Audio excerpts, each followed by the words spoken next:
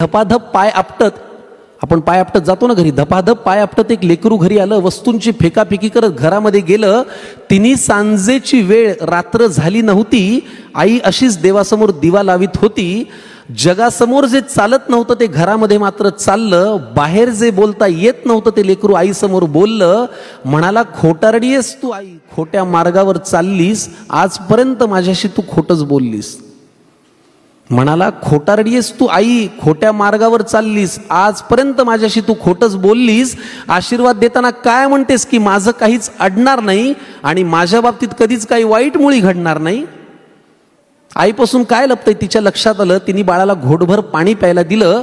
हुंदक्यांमधून वाट काढत पाणी पोटात गेलं. आई म्हणाली, आता सांग तुला काय झालं. तो म्हणाला, आता हा अनुभव आपल्याला सतत येतो. तो म्हणाला, लोक आई विचित्र झालेत फार, सतत सगळे माझ्यावरती खाऊन असतात खार.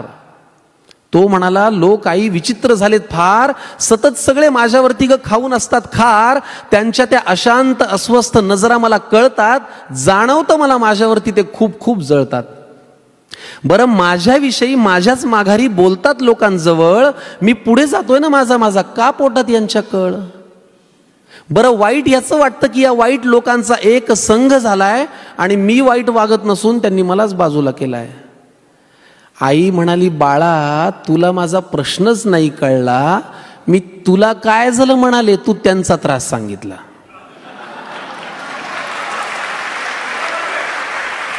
आई म्हणाली, बाळा तुला माझा प्रश्नच नाही कळला, मी तुला काय झालं म्हणाले, तू त्यांचा त्रास सांगितला. सोडून दे ना तुझ्यावरती ते रुसतायत का हसतायत, कारण तुला पूर्ण करायची स्वप्नही तुझ्याच डोळ्यांना दिसतायत.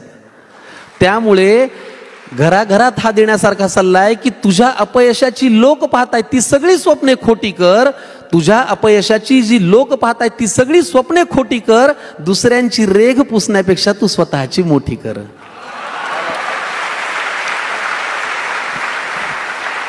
आणि हे केलंस ना तर तुझं कधीच काही अडणार नाही. आणि आई आजही तेच म्हणेल, माझ्या बाळाचं वाईट काही घडणार नाही. आईच्या तोंडी देवाचा साक्षात्कार घडला, आईच्या तोंडी देवाचा साक्षात्कार घडला आणि तिने लावलेल्या दिव्याचा लख प्रकाश पडला. तिने लावलेल्या दिव्याचा लख प्रकाश पडला.